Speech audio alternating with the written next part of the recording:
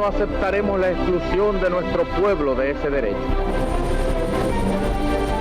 Mr. Gorbachev, tear down this wall.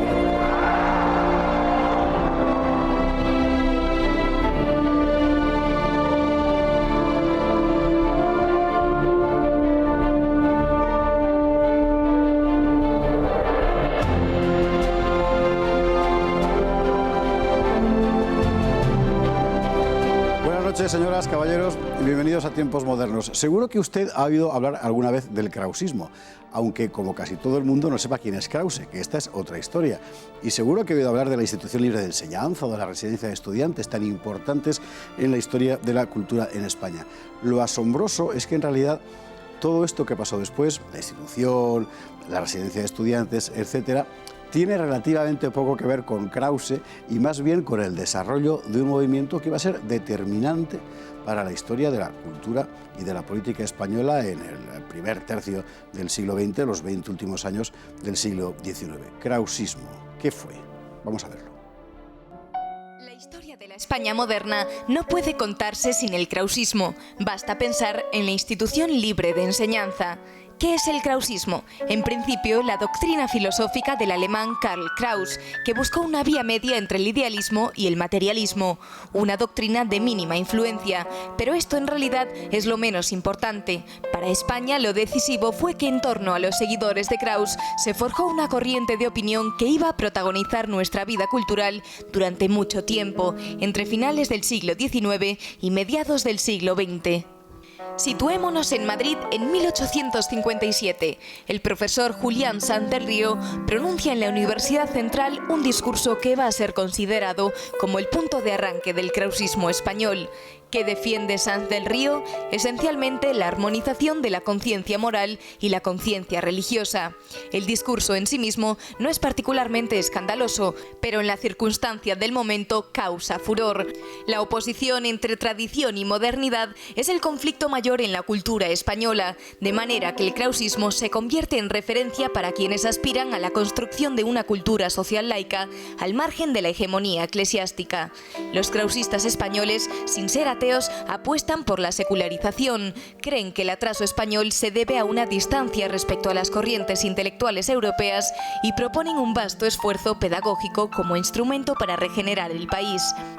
En esta estela, Fernando Giner de los Ríos promoverá la Institución Libre de Enseñanza, la Junta de Ampliación de Estudios y la Residencia de Estudiantes, entre otras iniciativas que iban a marcar decisivamente la vida cultural y política española.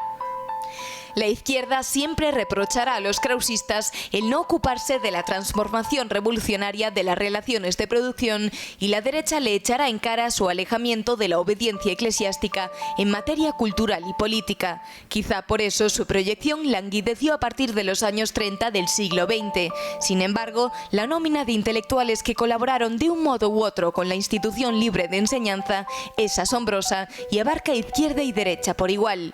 Clarín y Joaquín Costa, Azaña y Menéndez Pidal, Dors y Besteiro, Ortega y Antonio Machado, Unamuno y Fernández de los Ríos, y las mujeres, María Zambrano, María Goiri, María de Maeztu, María Moliner, etc., por no hablar de la influencia de la Residencia de Estudiantes, y todo eso bajo una etiqueta que en realidad es más circunstancial que descriptiva, la del krausismo español. Raúl Angulo, muy buenas noches. Bienvenido a Tiempos Modernos, que te estrenas hoy. Doctor en Filosofía, investigador de la Fundación Gustavo Bueno. Bueno, el krausismo es algo de lo que todo el mundo ha oído hablar y que en realidad sería imposible definir. Quiero decir, imposible no es, pero sería difícil encontrar a alguien que pudiera decirte, el krausismo es esto. Pues sí, es bastante difícil, en parte por los estudios más o menos recientes que se han hecho sobre el krausismo, que quieren englobar en el rótulo krausismo demasiadas cosas.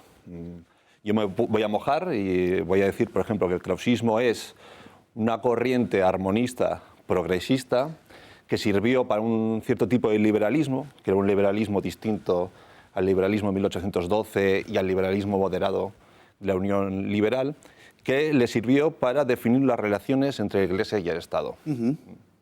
Es muy interesante ver cómo surge en un contexto concreto, en los años 1857, 58, en fin, falta poco para la gloriosa. Hay una evidente efervescencia liberal frente a un gobierno que en aquel momento es Narváez, si no me equivoco, y es el duro, el conservador, siendo liberal también. ¿En qué medida hay un impulso, digamos, de solidaridad o de amistad o de simpatía de la masonería, que en aquel momento es la vanguardia, por así decir, de la izquierda en España respecto al krausismo?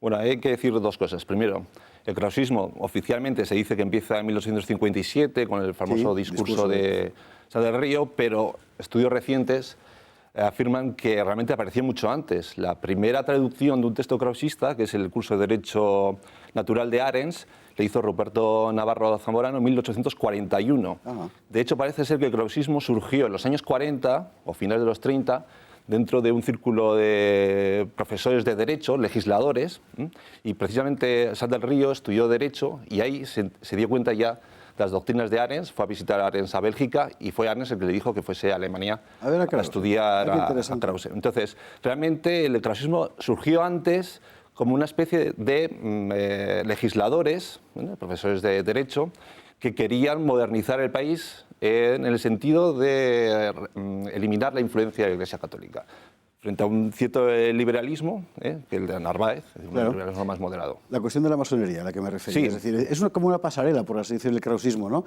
Quiero decir, te permite mantener una posición, para entendernos, secularizadora, sin ser ofensivo. Bueno, es que ya el propio Krause era masón, sí, cierto. Y muchos de sus libros eran masones, pero fue expulsado de la masonería. Y es una anécdota bastante importante porque también refleja la relación del krausismo con la Iglesia. Esto es, Krause pensaba que la masonería era la alianza de la humanidad, pero de una forma mitológica, que por lo tanto había que superar, habría que los ritos, los mitos, las doctrinas de las masones era una cosa ridícula que habría que superar de una manera racional. Entonces, sí, los krausistas son masones, pero lo contemplan de una manera folclórica. Folclórica, exactamente. Sí. Y lo mismo dijo Sá del Río, por cierto, de la Iglesia Católica. Tiene unos textos muy parecidos, porque los masones decían, no, es que estos mitos, estos ritos son esenciales a la masonería, no se pueden prescindir de ellos. Y lo mismo le decían, por ejemplo, los obispos católicos a Sá del Río. Es decir, por ejemplo, los mitos, la Eucaristía, etcétera, no son accidentales para superar a una religión racional superior, sino que son esenciales al cristianismo. ¿Por qué prende tan específicamente en España? ¿Qué es lo asombroso? Es decir, en Alemania Krause es un autor de segunda fila. No por él, sino bueno, por la influencia que tiene, ¿no? En España, sin embargo, es que de repente parece que han descubierto al Calícrates sapientísimo. Bueno, primero por la propia estrategia de Sá del Río. Ya decía Menéndez Pelayo, lo que hicieron los krausistas, lo primero que hicieron fue asaltar las cátedras.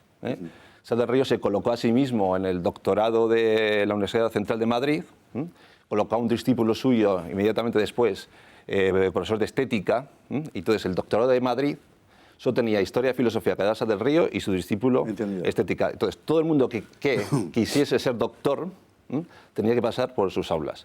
Luego, por ejemplo, en 1900, de los 5 catedráticos de la sección de filosofía, el doctorado, 4 eran krausistas. Está bien. Con lo cual, es decir, la implantación fue fuerte porque se apoyaban a sí mismos. Y además, a partir de los gobiernos Sagasta de la Restauración, cuentan con el apoyo expreso del gobierno en España.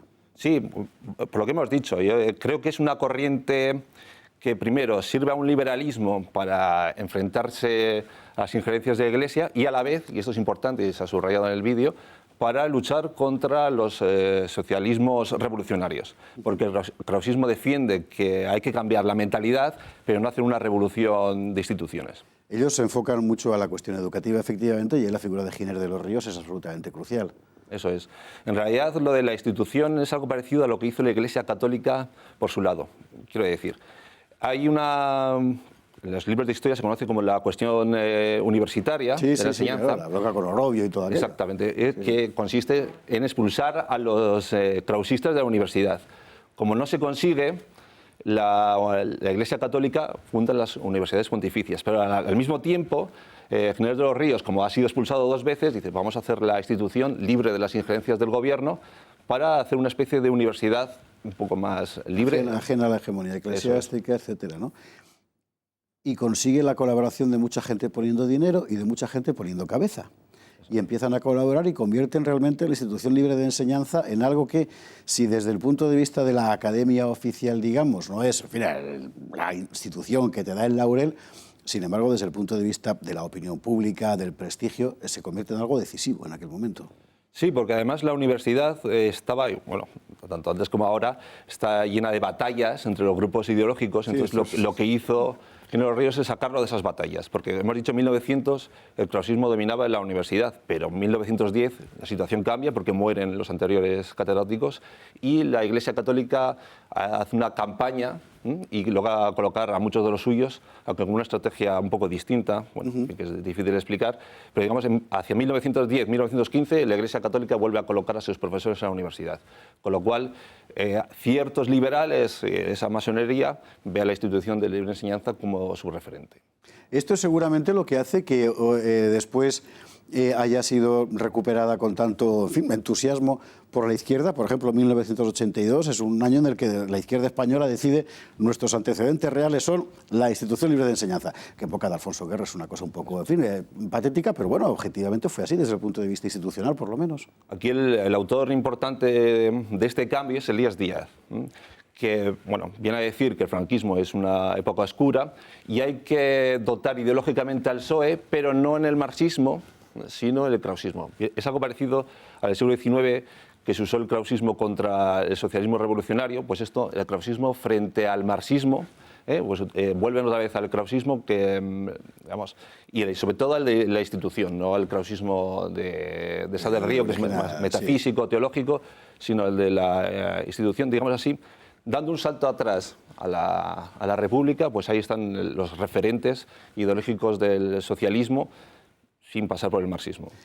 Sin embargo, la institución es gente tan, o mejor dicho, por ella pasa gente tan distinta como Unamuno, Dors, Ortega, Azaña, Fernando de los Ríos, que son cada cual de su padre y de su madre. Es decir, no puedes decir que aquí haya una cuestión, en fin, de mínima coherencia, es algo más superior a eso. Porque realmente ya el krausismo primero ya no se leía. Realmente lo que queda es, yo creo que es una especie de progresismo, una especie de visión de que hay unas instituciones españolas que son rémoras, en concreto la monarquía, cierto tipo de monarquía y la Iglesia Católica, puede ser rémoras, y que el progreso es traer a España lo que ellos llamaban Europa, pero en realidad eran las naciones del norte. Eso tiene que ver también con el propio Krause original, que veía a las naciones del sur como inferiores a las naciones del norte. Las naciones del norte las llamaba espirituales y a las naciones del sur las llamaba espirituales materiales, porque eran un grado inferior a Alemania, por ejemplo. Si viera la realidad contemporánea de Krause, volvía a morirse del susto. En 20 segundos, un balance del krausismo en España. ¿Realmente modificó en profundidad la cultura española? Yo creo que sí, y todavía seguimos viviendo las consecuencias.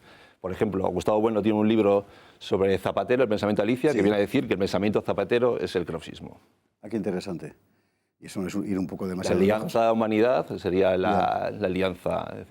Es decir, que hemos llegado ya a la versión soft del krausismo. Yo diría a la versión esencial, que realmente la humanidad es una, es el sujeto de la historia y va progresando hacia su perfección, más allá de las revelaciones o las instituciones religiosas. Bueno, esto fue el krausismo. En fin, lo que hemos podido contar, que evidentemente daría para mucho más. Y usted se mete en internet y pone Raúl Angulo y ya verá usted cómo aparecen un montón de cosas sobre esta materia. El propio Instituto de Filosofía ya ha elaborado muchos textos sobre el krausismo. Raúl Angulo, muchísimas gracias, muy buenas noches. Y a ustedes, como siempre, buenas noches por estar ahí y hasta el próximo día en Tiempos Modernos.